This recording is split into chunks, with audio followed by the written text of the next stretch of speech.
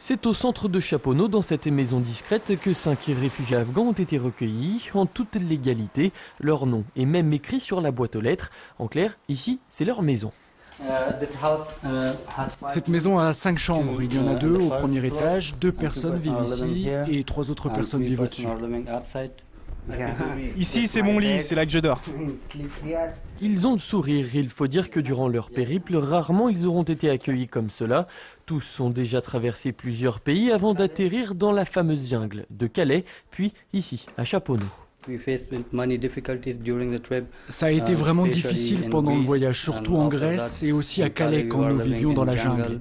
Il n'y avait rien à manger, pas d'endroit où dormir, pas d'endroit où prendre des douches. Ici, c'est vraiment beaucoup plus facile. Ici, c'est la mairie de Chapono qui leur met à disposition cette maison. Alors, ils ne sont pas sans papier, ils ont tous une autorisation provisoire de séjour. Tous ont déposé une demande d'asile et en attendant, donc, on les aide comme on peut. Dans la mesure où on pouvait leur offrir, dans l'attente de la réponse à leur demande d'asile, on pouvait leur offrir, je dirais, un logement décent. Il nous semblait que c'était notre devoir de le faire. Surtout derrière, ce sont des bénévoles, des gens qui donnent de leur temps pour apprendre la langue française. Ils ont 2 cours par semaine, le lundi, le vendredi.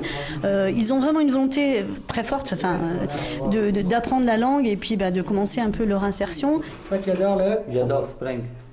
L'école Non, ça c'est de l'anglais. Le printemps. Le printemps. J'adore le printemps.